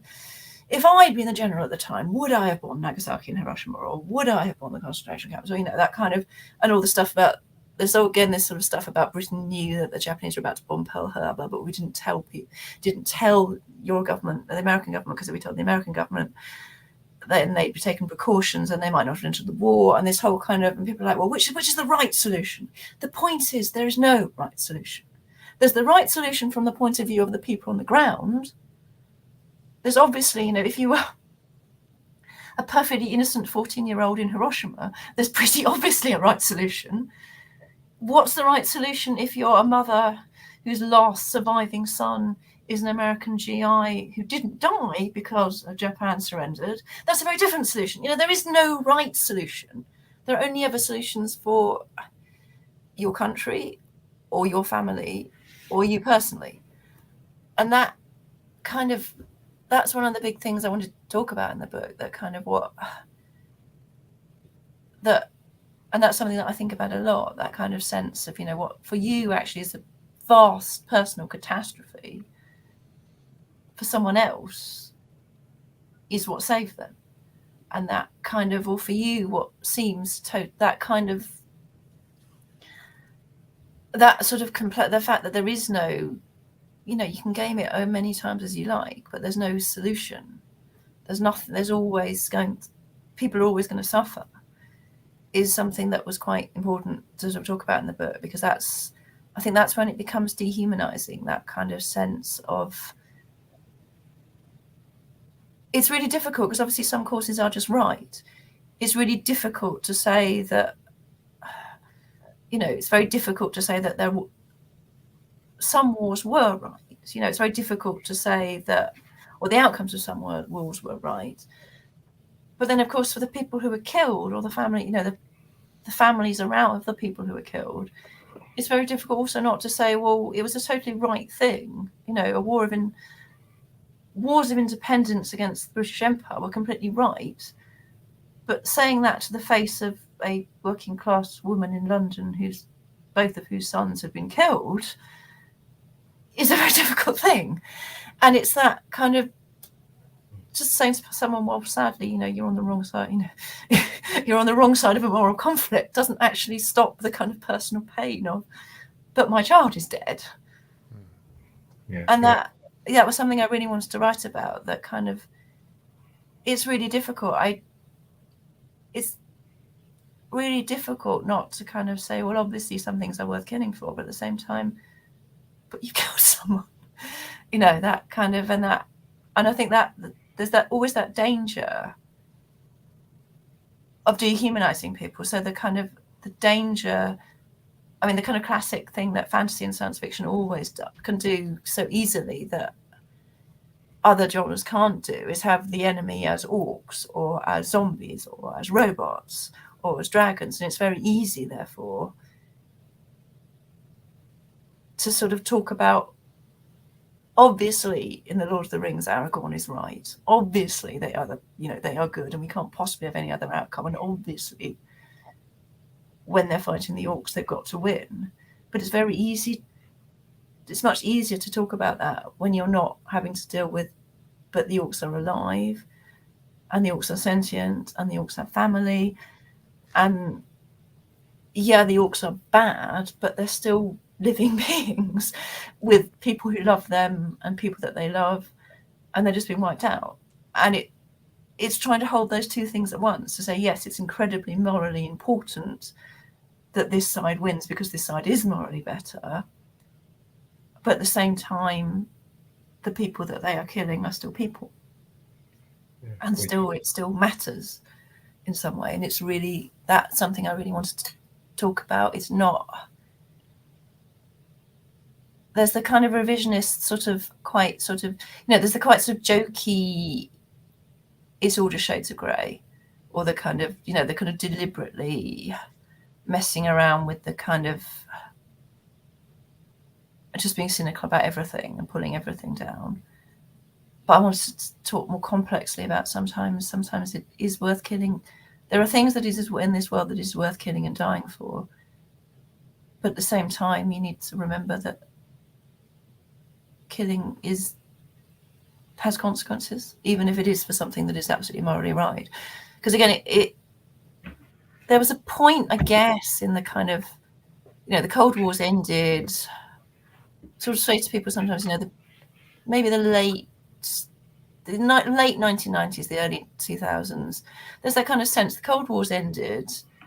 We've got some kind of progress towards civil rights. We've got some kind of process towards a recognition that, explicit racism is bad. We've got some kind of progress towards the idea that explicit homophobia is bad. There's that kind of sense in America and Western Europe that, okay, civilized things certainly aren't perfect. There's a lot of racism. There's a lot of homophobia. There's a lot of sexism. Capitalism certainly isn't perfect. But there's a kind of sense that things are getting a little better.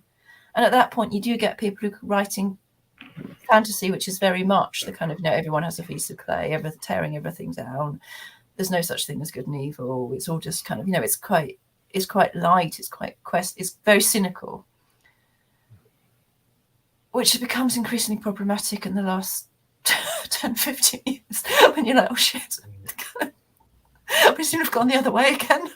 Kind of, that very cynical attitude of kind of, well, there's that kind of jokey, if you don't like my principles, I have others, or kind of, I'm not going to die for this cause because I can just go around a corner and find another 16 causes. And that very jokey kind of attitude to things like the fight for civil rights and the fight for things that are really important. And now suddenly everyone can see that, okay, those things were really, really important because we didn't fight hard enough, and now look what happened. And that sense of, some things are worth killing for, but at the same time, you need to remember that you're killing a Nazi. They still have family. They still have people who love them and are going to be broken. They're still a human being. And that what you've done is a terrible thing, even though it's a morally justified, morally right, important thing, which is really horrible, really, really horrible to think about. But you need to think about that, because otherwise you do just end up the other side of otherwise you do just end up going back into a kind of, well, them lot are just not human, so it's fine to kill them, which is obviously what has always justified racism and colonialism and imperialism, and the worst, absolute the worst of brutality is the point where you're dehumanizing the other side and saying they're just evil.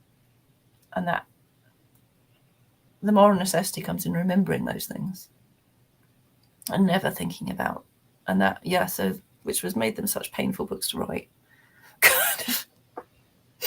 because it is complicated. It is really horribly complicated. But exceptional books though, and talks and They and just also shattered me. yeah. But from our point as readers, exceptional. And one thing really that stood out to me in what you said, and thinking about the books and about the whole concept in general, just the fact that leadership specifically, and I read about a lot about this in my own work as well, is that good leadership can be at odds sometimes with good morality, and the two of them aren't mutually compatible, oftentimes, right? The decisions you make as a leader, as Anna so eloquently pointed out, like, okay, you're going to bomb, and you're going to bomb to highly populated cities in a country, and destroy lots of people to prevent further deaths, or another nation from acquiring the same technology and then wiping out even more people because you're going to kill more discriminately than they will, and all these moral quandaries and questions that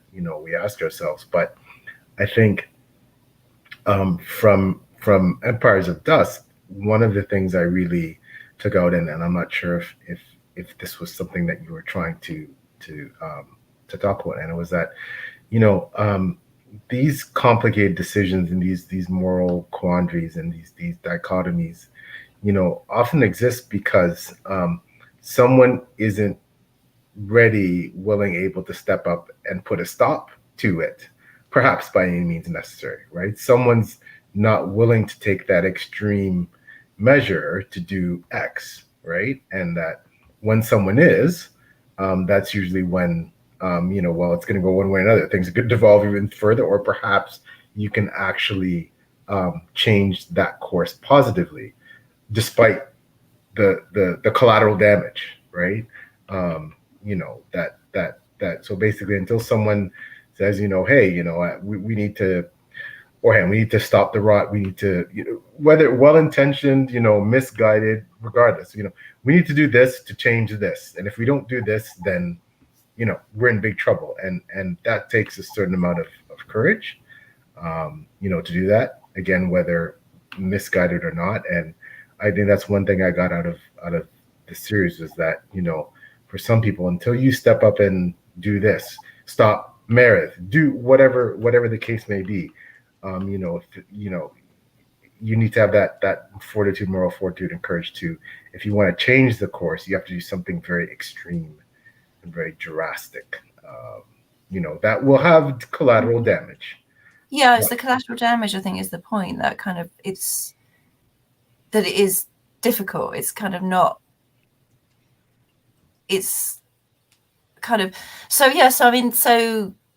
the kind of very, very pessimistic final page of the whole thing, where Tobias is talking about the civil war that's now broken out, which was this kind of, so Marith's dead, like, well, hey, but then actually what we've got is now lots and lots of Mariths, and that kind of, that sort of, at what point do you step in for what, or at what, that kind of, it was. So I'm not sure if someone had stepped in and said, I'm going to, if Landra and Tobias had succeeded in killing Marith, I'm not sure, I mean, what the consequences of that would have been. And that, I'm not sure if I'd agree with you. I don't know, but that's kind of, I mean, I couldn't say, in a sense, I kind of, the books came out of such a deep place, this stuff, I mean, a lot of the stuff wasn't consciously like, no, I'm going to do this. It's just kind of, I guess, I mean, there is a constant desperate sense of, if someone I'd had more courage to do something, but then I don't know what, and you don't know what the consequences of that, someone doing something that would have been, but that kind of, or that, so actually it's kind of like Marith's father, I wanted to show slightly sympathetically, as he's stuck with his child and he's looking at it thinking, like, my God, this child is a monster. And that, again, it's sort of hinted at what Marith's parents and the family around him think, but that kind of, what, this child is a monster, that sort of sense of how they should have responded. I mean, would it have been better if they'd actually just killed him.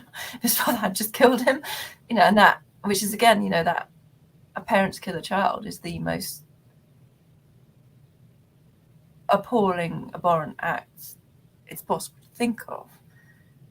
And yet, and it's difficult to imagine how it's so often treated as very kind of flippantly in fantasy and historical stuff, that kind of, the whole kind of Game of Thrones, everybody's just killing their parents and their brothers and their siblings and their children all the time. And it's just kind of, and that, I mean, it's interesting actually, the new thing, I haven't actually been able to see House of the Dragon, but the way that actually I've reduced to reading the summaries, the plot summaries every week, but the way that actually, and massive spoiler if you are not able to watch House of the Dragon or are waiting for it to come out on DVD or whatever, but the way it actually seems to be more complicated. So it's wonderfully more complicated than just he's now going to ruthlessly cast his daughter aside, because actually she's his kid and he loves her the way most people do love their children.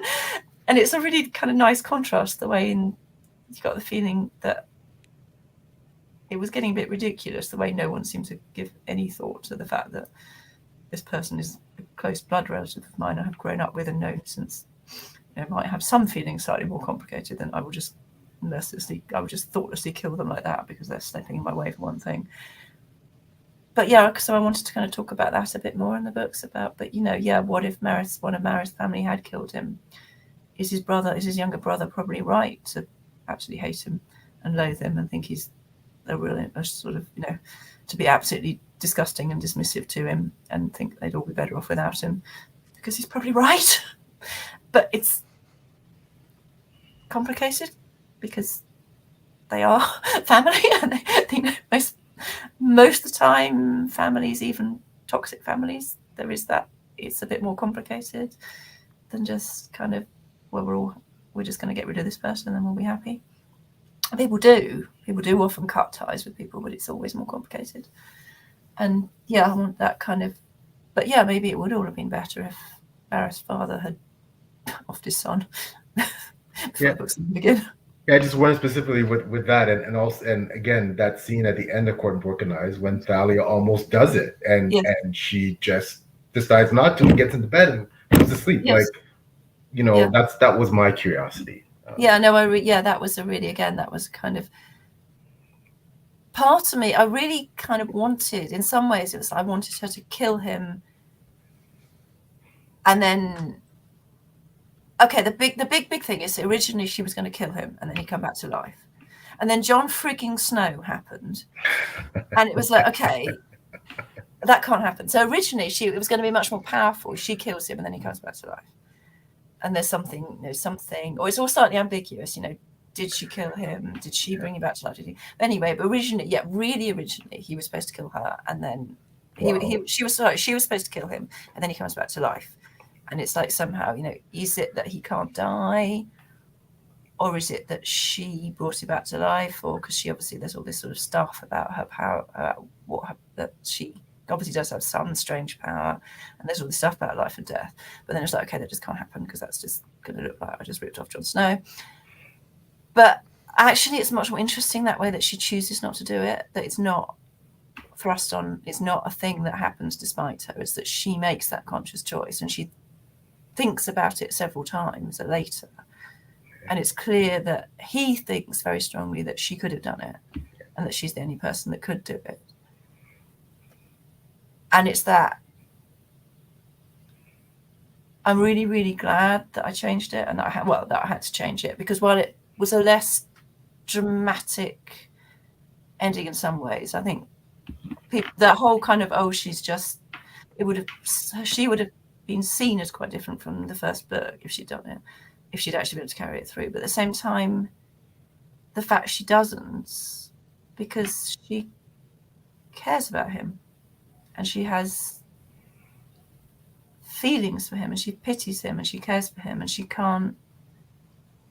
It's almost like for her, it's almost want to say it's a more heroic act for her that she decides not to. She decides to spare him because she wants to hope that he can be better, or she wants to think that they can have a life, and that she chooses life rather than death at that point, having always killed people. she's always been told she kills people and that's what keeps the world going. She kills people and that's her role, is to keep things.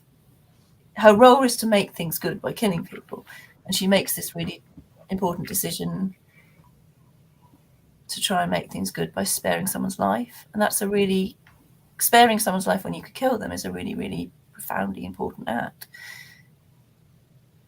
It's just possibly really unfortunate. It's the one time it wasn't, the morally best. Again, it's that kind of that. It's like that stupid thing people always talk about, oh, if you could go back in time and kill Hitler. And that's if like, oh, that would just solve everything, wouldn't it? All that would just be so, kind of as if kind of no one at the time thought that, or kind of, but that kind of as if somehow that's some kind of really nice kind of that's somehow almost claiming the moral high ground that from against people at the time, that somehow sort of, and it's such a pat thing. I don't know. It just sort of seems so yeah, that's it. No one else knows that. No one's ever known that before. Kind of. We're honored. Yes. I should sort of pretend, oh no, it was always something like that. But yeah, no, it was kind of, because originally it was originally that final scene was all my focus on him. And then I was forced to change my focus to her. And that was like, okay, wow, this is, because I remember staring at the last line, which was originally that she kills him. I'm just like, it's not going to work anymore. It's just not going to work anymore. I don't know what to do. I don't know what to do. And then I just suddenly rewrote it. So she put the knives down, and she puts his knives down again and lies down and goes to sleep. And it's like, oh my God, that is so much better and so much more important for both of them. And yeah, and that's just so much better and more important. So thank you, Jon Snow, for having your stupid diamond come back to life thing. And speaking of being broken, that the last big battle of in the trilogy, what was that like to write for you? Really intense. It did actually really physically and mentally knack me up, because I really, really intense. I was really living that. I was really in that, and that it wasn't difficult to write at all. It was just so intense. It really just, it wasn't that it was kind of, I was struggling over it. It was just, I was really in it. So it really fucked me up a bit, because I was living it basically. I kind of, so I haven't, as people may have noticed, I haven't really written much since. And that was because I was living in my head. I was like more a member of Marat's army than I think was anything else, which is not a good place to be.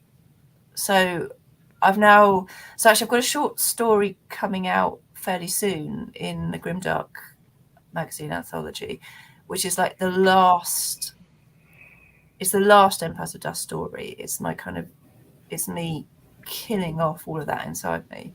And that's me writing about someone who is a soldier in Marat's army, for whom the way they're living the way that army is living by the end, where they're not human anymore. They have become something so monstrous. That's just normal. So it's about a very kind of, it's quite important. It's sort of, they're just people living in that army, just being perfectly normal. They are normal human beings having normal human relationships. So they're, everything I said earlier about, remembering always that these are people and they have relationships, and one of them has a child, but at the same time, what they consider normal is monstrous, because they're just, and I was almost kind of living like that. It just seemed to me quite normal. I was just sort of writing this stuff, and it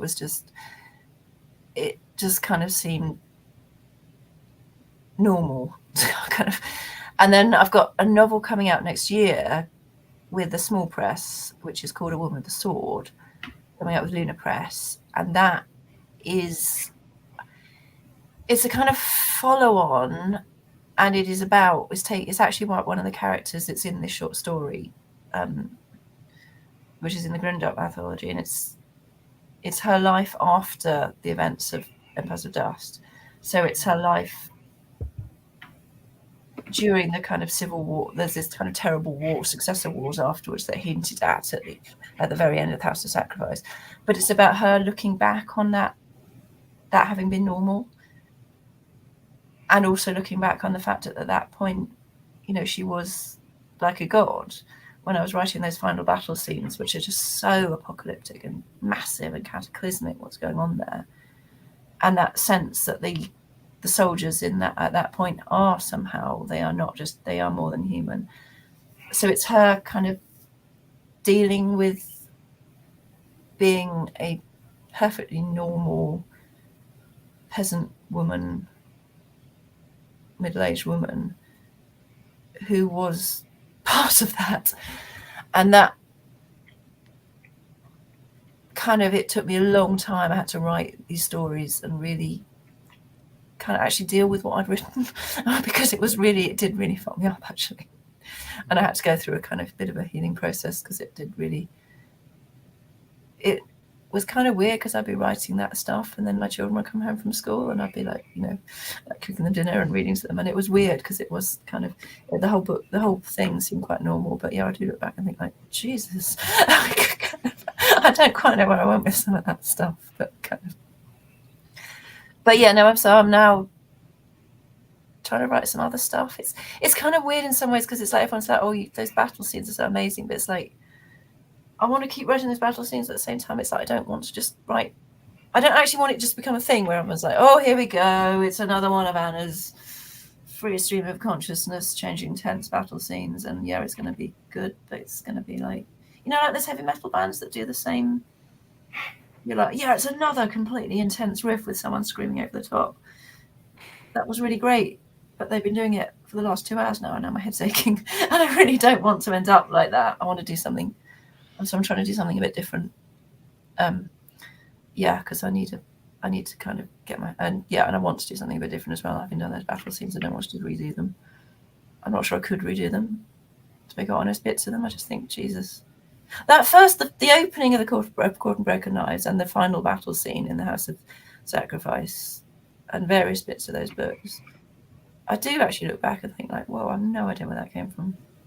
Like, whoa, I do genuinely look at those and think like, whoa, I'm so proud of that I wrote that. I really feel like kind of, you're supposed to always say, oh no, I think my writing's terrible. And obviously, there are lots of bits where I just wince, oh God, I could never read them because it would just be painful. I just be like, no, that's wrong. No, I want to change that. No. But there are also bits I just think like, Jesus, I'm really, really bloody proud of that. Really, really am proud of that.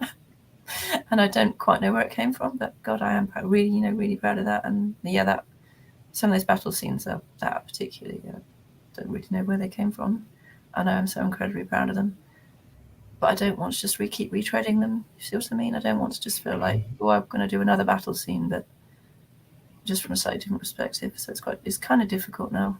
I'm trying to do some other stuff. I am doing some other stuff. And that stuff I'm really pleased with it in a different way. But yeah. I'll come back and do some more stuff like that later. But I need to have a bit of a break. I mean, just reading the last 100 pages of the House of Sacrifice left me emotionally damaged, so I can't imagine how you felt after writing that. Well, it was better because I was living it. I mean, it wasn't, but that is kind of. Thank you so much for saying that, because that's kind of what I'm. So, I remember reading the end of Philip Pullman, his Dark Materials trilogy, and I cried, and I had to go out in the garden and walk around the garden for a little bit after that. And I've always really, thank you for saying something similar. Well, thank you for making me cry so much. the last scene. Really, really good. That's like it's really slightly embarrassing. People always ask me I remember during lockdown, someone said to me, what's the book that everyone needs to read during lockdown? Like the most amazing, what's the book that makes you feel like everything's worth it? And really unthinkingly, I said King Lear. And someone's like, what? Like, well, because it makes me so happy, in the human mind. We've done so much crap. And people, I am so cynical, and I do point out, the human race, we've fucked up so many things, and if we can manage to find a way to make, we've invented so many shit things, and we've fucked up the environment, and would all appear to be fundamentally pretty xenophobic and racist, and fundamentally not very nice, and yet someone wrote King Lear. This chap who was just an ordinary English bloke wrote King Lear. That makes me feel like, so happy that someone did that. And people are like, yeah, but it's such a bloody depressing play. It's like, yeah, but that's not the point. I mean, if a book makes me cry, makes me cry, that's usually a sign for me that the book is very good. Yes, it's an achievement. I mean, the last scene with Orhan and Dareth, I finished it around midnight, and I cried for like 2 or 3 hours after that. It was so bleak and so heartbreaking. But at the same time, I mean, I don't know. It's like, yeah, they are still together. They might. There's a chance. You don't know. But yeah, no, I know what you mean. Yeah. Thank you. I know it sounds ridiculous. I'm so sorry I made you cry, but thank you as well. It's definitely one of those series where I remember reading the first chapter of Court of Arthur says, oh my God, like, what am I getting myself into? Like, what is this? Like, this is going to be pretty, pretty effed up. Right? Perhaps we had a complete disaster in some ways with that on, I think it's on Goodreads, because for some reason, I don't know what happened, but when a lot of the, there's, oh God, what's that site? That site you can sign up to and you get sent a free review copy, free art. NetGalley. NetGalley, yeah. For some reason, something went round on NetGalley that, I think it's the title. I think it's because it's the something of somethings, and it's by a woman. And there was someone had got some blurb about, it's got this mysterious young man in it. And so loads of people who review YA romantic fantasy requested it because they got the idea, it's about this quite broken young man with a dark secret, and it's called The Course of Something Something. It's by a woman. It's obviously, he's going to be this, I mean, you can kind of see it. He's this beautiful, fucked up young man, and, obviously she's going to come and save him. And then, so then they open it, and they're like, just, what the fuck? So I've got pages and pages of early reviews on Goodreads that are just, I requested this book from NetGalley and it was sent to me. And just, what? And it was just really awful, yeah, because it was so awful when it launched, because it was just this kind of catastrophe with all these people. I thought this was a YA romance about a kind of tragically fucked up young man who gets healed. And yeah, because that first, and then they're confronted with that, and they kind of yeah. But yeah, never call a book The Court of Something Something is my big discovery. Actually, that was such a mistake. I love the title. I absolutely love the title, but that's because it was it was possibly the worst. I mean, it's really interesting because it is a bit like if I published it as A. Smith Spark or C.A. Smith. I couldn't actually A. Smith Spark doesn't work, but if I published it as like my initials, or kind of done the Robin Hood thing and assumed a kind of more gender neutral pseudonym or something, and possibly it had a slightly different title which didn't have that slight way hints, how would people have taken it? I did say to a woman who's quite really interested in feminism and fantasy, how would she have taken it if she thought it was by a man, or she hadn't been so sure it was by a woman? And she was saying, she didn't know, because she was, because obviously people often assume that the main character is the author, and kind of, obviously, like someone like George Ancraft is obviously Mark Lawrence kind of, he's not wanting to be George Ancraft, but there's that sense of kind of, this is a kind of male fantasy of what it would be like to be fairly unchecked. very powerful figure. Or I mean, Christian Cameron's really open that his version of Alexander the Great is kind of him, as he would be if he was completely untrammeled from having a wife and having a job and, you know, needing to conform, and that kind of male, the James Bond fantasy. If people had thought that Marith was my James Bond fantasy, that I was a man having a kind of basically writing a kind of James Bond fantasy, what on earth would people have taken? How would people have taken the book? I suspect I'd have sold more copies if it had been published under a male name as Epic Fantasy, but what people would have made of it, I don't know. And by the time they got to book 3, what people would have made of it, I have no idea. I mean, this is a super, super niche question, but if I'm not mistaken, in the book, the court is actually called the Court of the Broken Knife, singular, but the title is knives, plural. Is there a reason why that changes from the book to the title? Yes, because I didn't want it to just refer to the place, but also so all the places that are meant. So the Court of Broken Knives, and then it's the Court of the Broken Knife. And I didn't want it to be as obvious as it's named after the place. The Tower of Living and Dying. So the tower is the Tower of Life. They have the Tower of Life and Death. And then the House of Sacrifice is kind of the temple, but they never call it that. So none of the 3 places that the 3 places actually technically exist. Yeah. They're all slightly different from, and that was deliberate, and it was just me. It was almost just me being deliberately mucking around in the hope someone noticed. Thank you for noticing. Some of the stuff like that is just me, just almost deliberately, just being deliberately slightly stupid and annoying, I guess. But yeah, it was just a bit of a thing that then they're all technically they're non-existent places. Yeah, I wondered about that myself, because when we say the place and the statue and the that's it. The statue is obviously Marith, even though that's Marith. Then I was like, okay, but Court of Broken Knives, is that more about the plot? Is that more about Orhan's plot that basically, when I get in my head of, you imagine all kinds of things. Okay, Broken Knives, the fact that it went awry and then he changed course, then like the snapping of the assassin's knife kind of thing, like metaphorical. I was like, okay, what's this about? It's like, but then I was like, oh, okay.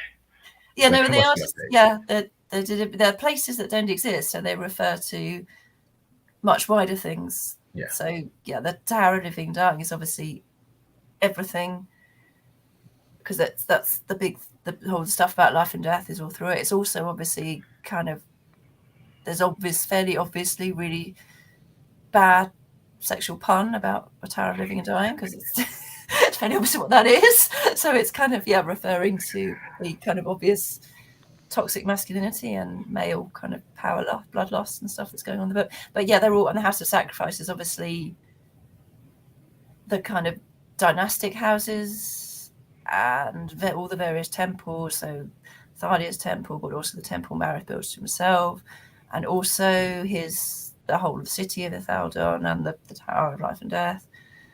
And then it's also, and all the different, so it's, they're all non-existent places, which are almost the places in the book, but are also kind of wider, just conceptual themes. So yes, the Court of Broken Knives, all the plotting and the kind of the futility of a broken knife, the uselessness of it, the fact it's obviously been broken because it's done something, the fact Marith's broken, they're all slightly more complex plays on the real places. But I did stuff like that. So there's stuff like so the American books, you have his red cloak, his blue cloak, and his bronzy colored cloak, and there's a reference to those different cloaks in the right books, because I knew what the color, I'd seen the covers already. So obviously the first book I hadn't, they did the cover afterwards, but I knew that then I'd seen that he was going to have a blue cloak and then a sort of rusty coloured cloak. So there's a tiny reference to him having a cloak of that, a new cloak of that colour in each of the books. And in fact, because I'm not particularly keen on that orange colour, in the House of Sacrifice, he says someone's made him a new cloak and it's made of bronze thread and he doesn't like it. And I do feel slightly like, God, that's just basically me trolling the art department there, really, isn't it? That's just, I just kind of felt I had to do it. It just kind of, just really stupid things like that. I just kind of felt there's all kinds of stuff in there. There's there's somewhere in South of Sacrifice, there's a reference to, it was originally going to be Little Georgie Ancraft, but I thought I couldn't actually say that because I get in too much trouble. But there's a little, someone somewhere says something like, oh, look, it's Little Georgie. I remember him way back from the village. I always knew he'd amount to nothing. And that's George Ancraft. And that's just because Mark Lawrence is a friend of mine and he knows that George Ancraft is like another one of my ultimate, I love that boy to pieces. So no one is ever going to know apart from me and people I tell be like, yeah, I didn't notice that at all. No one was ever going to see that. But it just felt like, yeah, I'm going to put that in just because there's so much stupid stuff in there. So much stupid stuff like that no one is ever going to know. But it's like...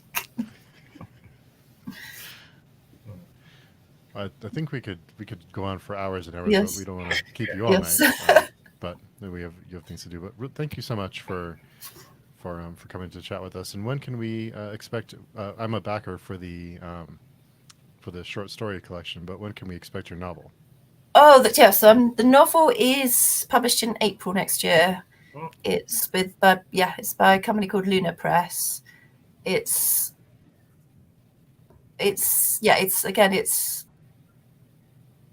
kind of really bleak. The people who've read it already absolutely love it. I'm really looking forward to getting the first reviews out because, it's just, it's a really personal book to me because it is basically about what it'd be like for me.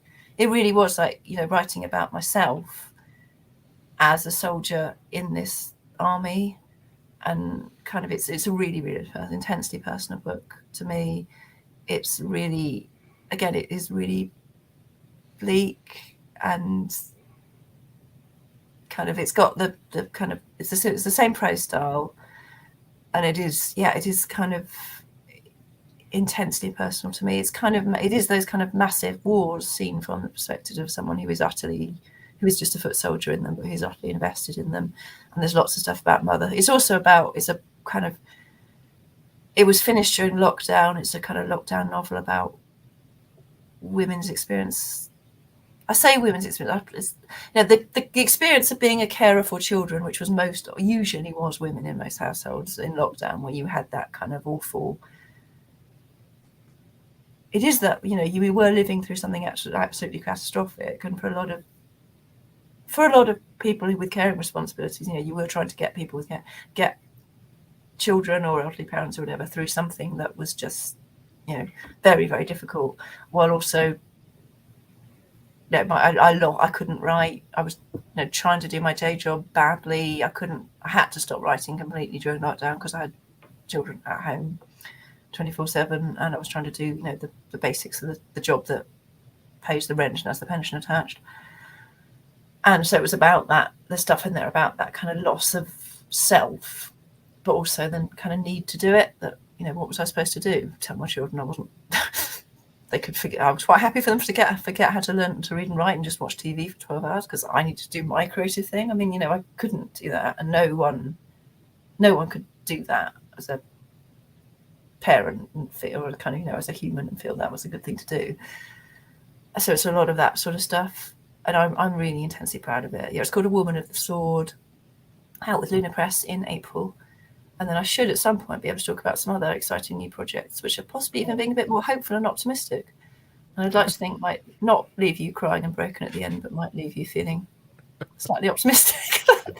Because I'm kind of trying. I'm sort of that what I talked about how things that there are some things it's necessary to kill and die for, and trying to talk about that in slightly more positive terms, that yes, you have to live with the consequences, but at the same time there are some things it's necessary to kill and die for, and that reminding yourself of that part of it, that kind of the alternative is worse, that not acting is worse, or letting that kind of that yes, sometimes you do have to make the decision from which there's no good outcome because you have to act, and there might be no good outcome, but one outcome is far worse, and you can't take that.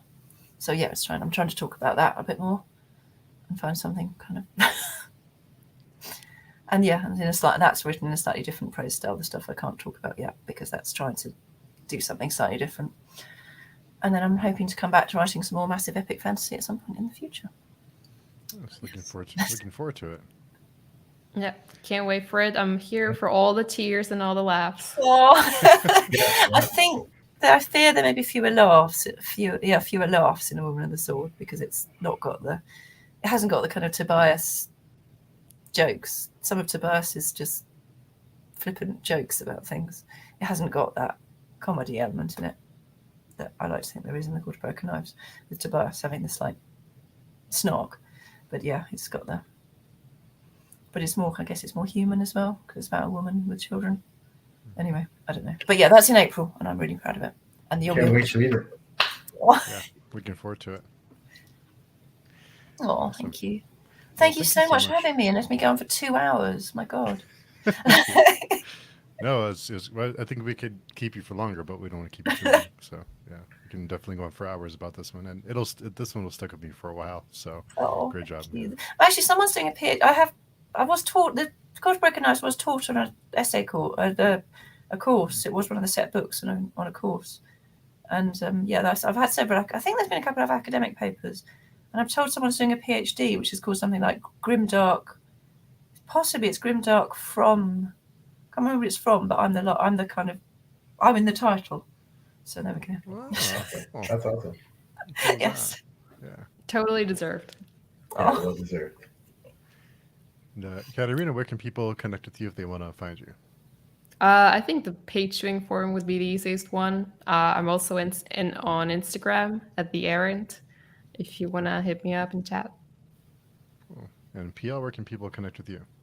Website www.plstore.com. Twitter, that's where I normally lurk. And Before We Go blog, where Steve and I are both bloggers, and I'm an assistant editor, and you can find my reviews on Goodreads, and reviews of books like Anna's books. You can find on Before We Go blog, www.beforewegoblog.com. Cool. Thank you again, Anna, so much for taking time. We know you're busy, and we really appreciate you taking the time to chat with us.